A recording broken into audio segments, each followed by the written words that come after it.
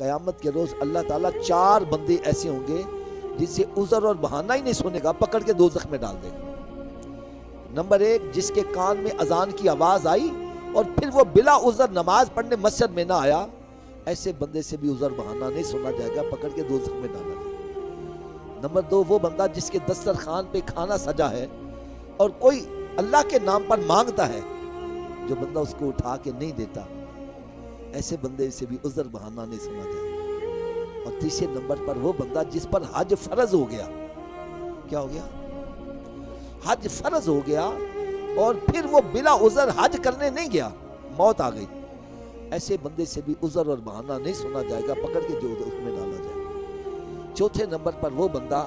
जो नेकी की दावत नहीं देता, बुराई से लोगों को मना नहीं करता, ऐसे बंदे से भी उज़र और बहाना नहीं सुना जाएगा, पकड़ के दोज़ख में